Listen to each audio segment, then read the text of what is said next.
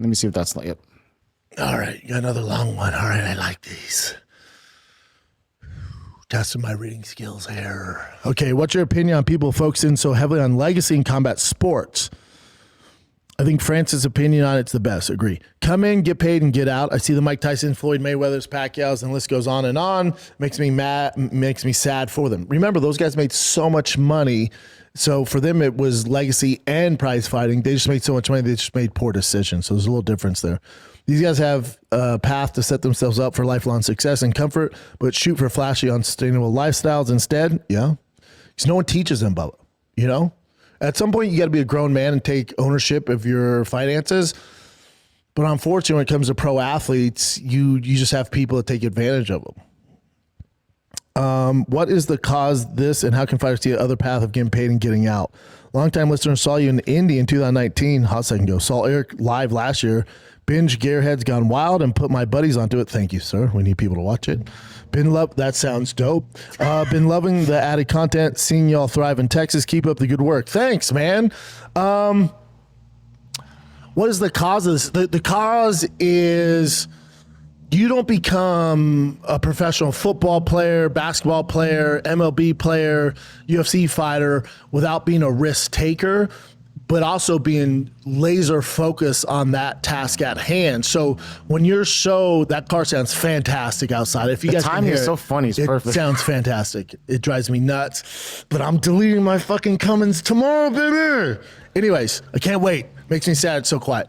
To your point, you can't be laser focused on your career. That's so impossible to even get your foot in the door. And also be focused. There's guys that can do it, and kudos to them, but for the majority of them, they're so focused on being great at that sport that the idea of it, where you're going to be at in 5 years, in 10 years, in 15 years, if you're fortunate enough to compete that long, they're just trying to get to the next fight, the next game, the next matchup, that they're not thinking about the future. And especially a lot of them make money young, so they don't have families yet. So the idea of not having this income in 5 years and 6 years is unfathomable to them. They're just like, nah, dude, I'm going to knock this guy out, get the bonus. I'm going to buy this house. And it's like, right. So let's say you buy a $3 million house. Can you afford that $18,000 a month? Remember, it's a 30-year mortgage. How long are you going to fight for, Bubba? Or how long are you going to play basketball for? Or how long you play football for? Is 30 years? No, that's not real. Let's look at the average career. Okay, in the NFL it's 3.5, MLB it's 2, in the UFC it's 1.5 years. So you got to make these smart decisions. So you need someone in your corner that's actually looking out for this stuff. So when you get let's say Conor Benn, just use him for example because we all know his salary for this one fight, $15 million. Right, cool, made a ton of money. Conor Benn, do you think in 5 years you're still going to be making $15 million? God willing, hopefully. And he goes, yeah, I'm buying the house for $15 million. Hold on, young man. You don't have $15 million.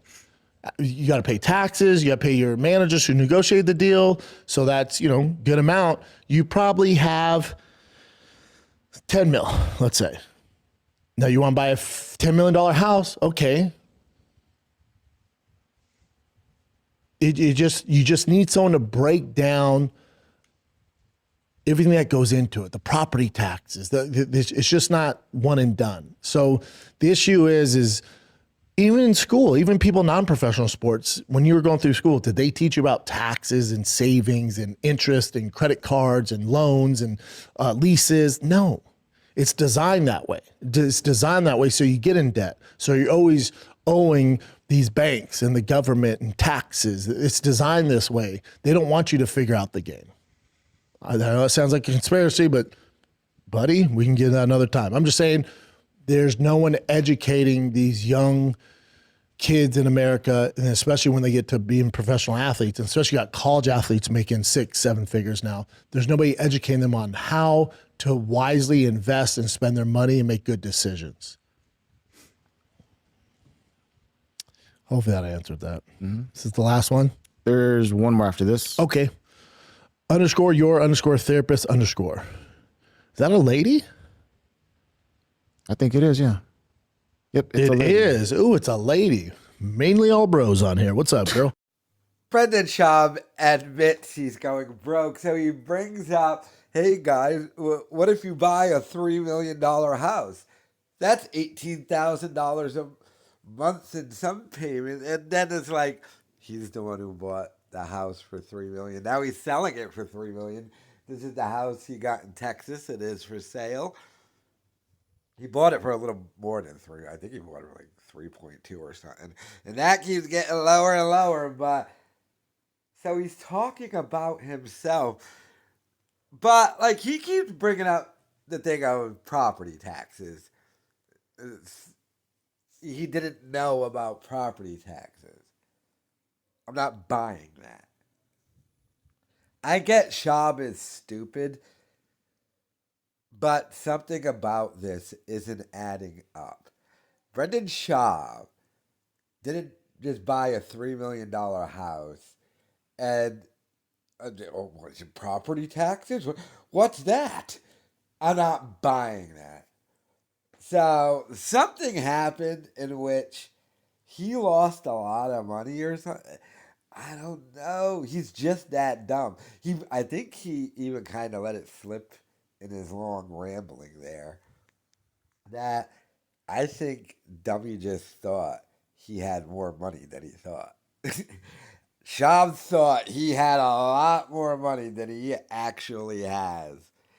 So someone came. So it's not that he's stunned about property taxes or has to pay property taxes. He's stunned by how broke he actually is. But he just can't say that. He can't say, I'm completely broke. So he has to be like, I didn't know about property taxes. He knew about property taxes, people. So, like, he's just, the thing he didn't know is when he got a call going, wait a minute, I'm completely broke? It's all gone? Like, yeah. Yeah, and then he didn't pay his lease. Remember, he's being sued for not paying his lease on the California studio. You know why he didn't pay that lease? He didn't have any money to. But like I said, this is the mental illness that is Schaub.